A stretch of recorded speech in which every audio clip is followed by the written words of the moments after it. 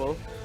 If they're really feeling it, then Doming might actually go Matrix. But nope, they go for the classic matchup of Lunox versus Harith, and they still go Angela. That's a great call, Rockhart, but...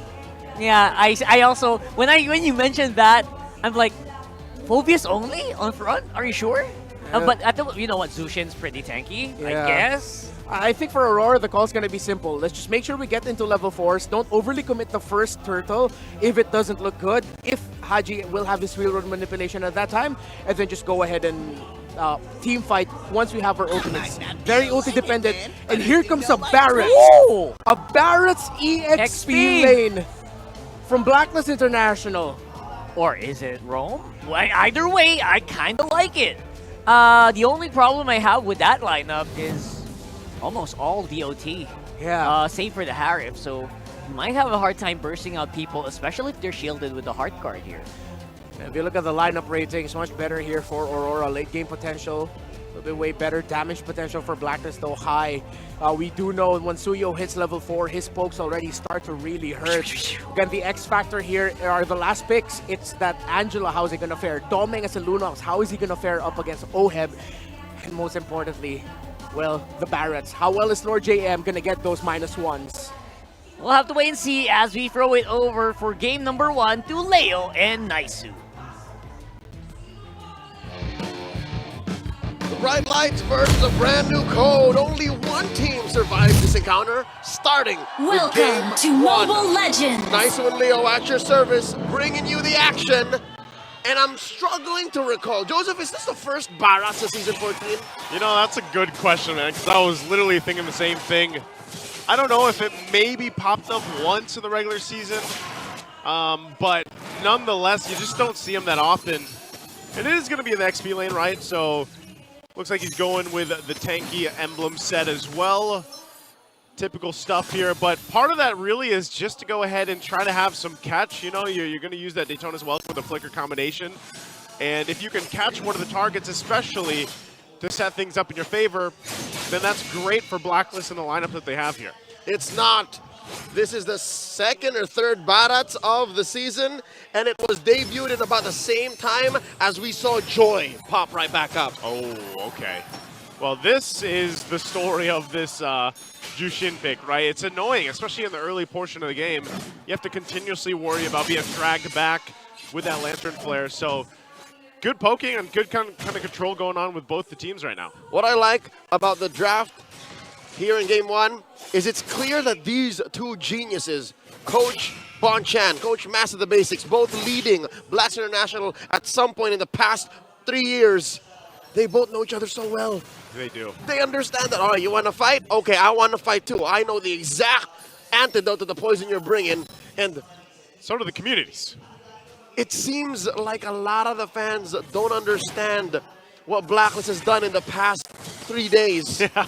Still, of course, this could just come down to the raw numbers of the Auroras all around the world. But you know what? Renmar said something right. His heart is in the right place, I think. Because Blacklist are playing out of their minds right now. Yeah, they have, I don't know what happened, and I remember saying this back ago. Hold on, Turtle, gonna be secured by MP the King.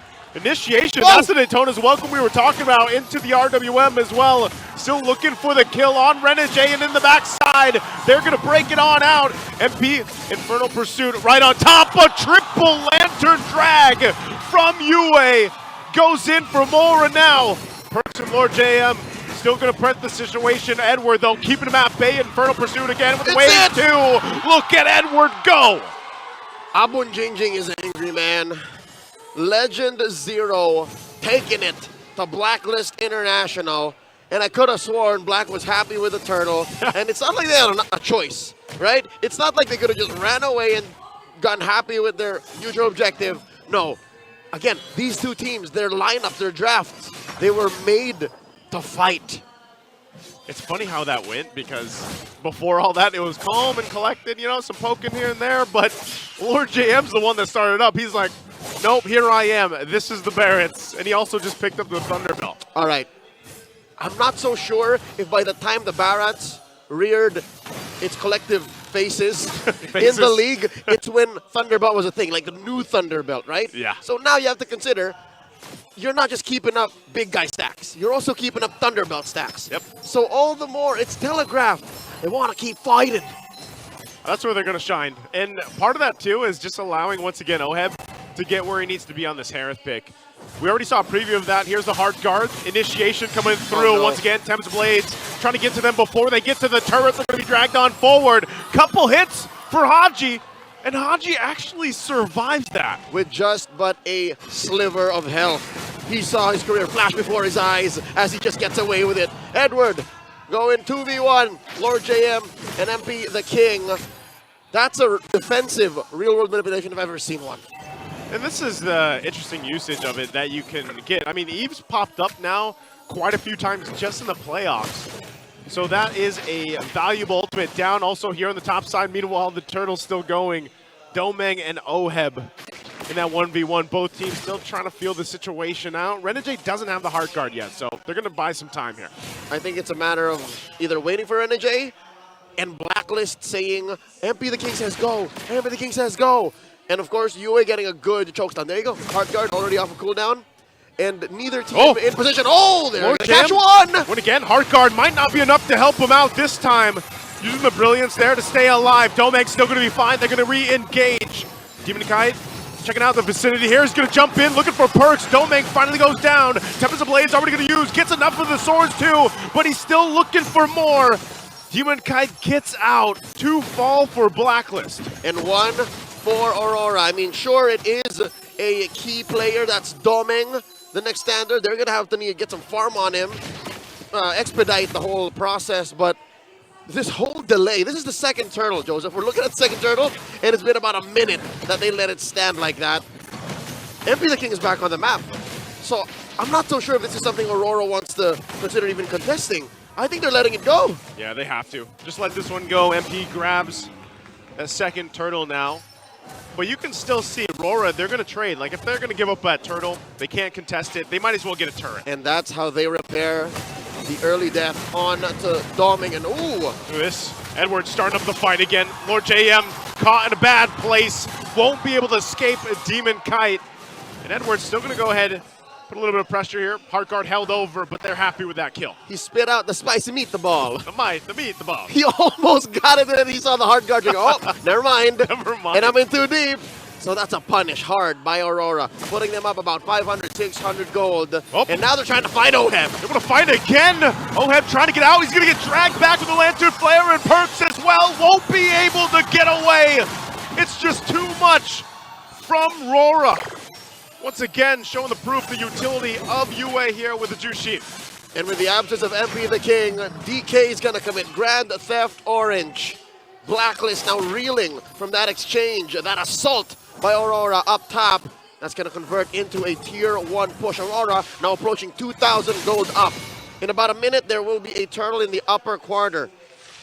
Odd how that turret didn't go down. I was going to say, one in. I think Aurora just let it go maybe a second too soon. It'll eventually go down. I think they're feeling the same way. Not by Oheb's watch. Look, he's going to stay there.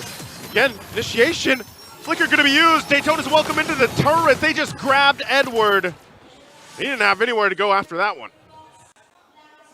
Very good use of Perks' Glorious Pathway. I think that was enough to slow down Edward without proccing any Infernal Pursuits. I mean, he was going to die anyways. Yeah, he's thrown in the turret at that point. Again, Lord JM's been very proactive on utilizing the Flicker with that Daytona's Welcome, and if that's into the Glorious Pathway too, it helps.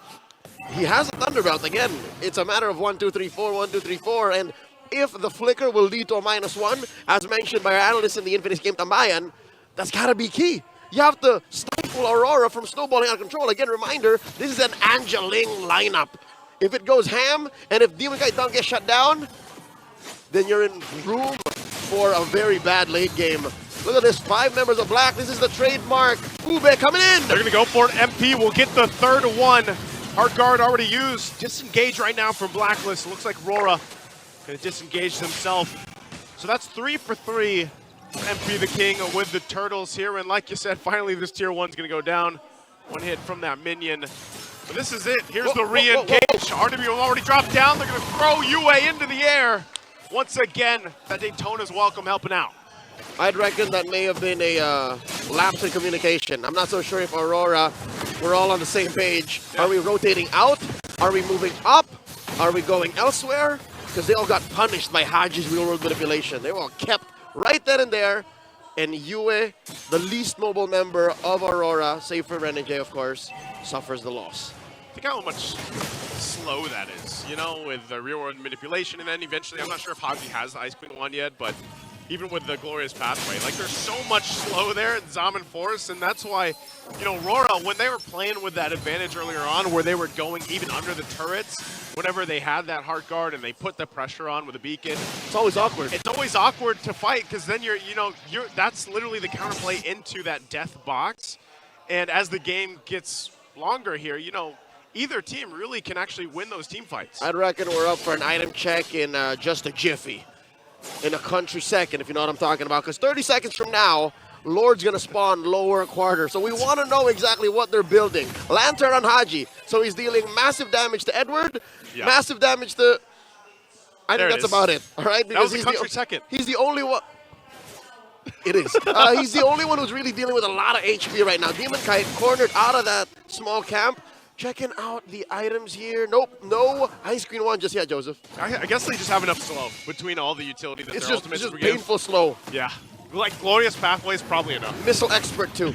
That's true, you have that. So they have plenty of slow available, and this is where they're going to be able to shine. You know, once the Lord is up here, they decide to give it a go. They'll play into that advantage. Domeng also picking up a big item right now in this Lunox Holy Crystal, but look at this poking just on Edward.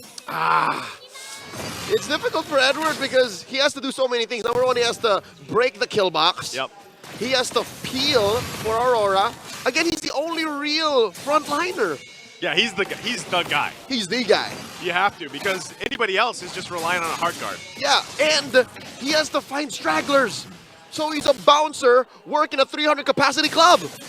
He's working overtime. And he's one guy. Just one guy. No, he's that guy. That's I mean, why. It's the only one we employ. He's 3-time MPL champion, world champion. Yeah. And he's him. He's Legend Zero. But as a Phobius, he can only do so much. He can, and that's why I would say his work is cut out for him. And Edward's been doing that job up to this point. But now you're going to find yourself being that guy for the Lord dance that's going to be started up right now by Blacklist. How perfect. It's a big club, and the bouncer's checking in. All right, what's going on? What's the commotion? It's just a soft reset. About 3 members of Blacks International tippy-toe into the tango, and Edward is checking in. And I think the call is, all right, fellas, they're not going deep just yet, and here's where Aurora's lineup shines, controlling the map. You can have Renegade just clear in, as slow as it takes for an Angela, but still, a presence is a presence. And then you have the Ling on Demon Kite just jumping around. Clear those waves with those waves of love, man. Like that's what you're gonna do. Part of this is Demon Kite. He can also kind of help with this, put pressure, but they're just gonna give this one a go. Gonna try to get here on time. Heart Guard already gonna be on Demon Kite. Lord's gonna go for the reset. Tempest Blades will be committed. Edward has to flicker out defensively, and they try to fight it in. The Queller is shot, but that Lord will enhance at this point. Most impressive is Blacklist discipline. You see that green dot on Haji, Joseph? He didn't panic, he didn't press the real manipulation. And now they're in prime position to take the Lord. They're gonna go for this one full force once again, and MP will be able to grab that Lord. Edward jumps in, Inferno Pursuit, they drag Lord JM back. There's the RWM though, locking them down, trying to cut them off. Edward finally taken out. They go to the safety of the tier 2, but they're dragged back by Yue. And now they collapse down on Haji. A turret won't be enough, says Demon Kite alongside Renegade.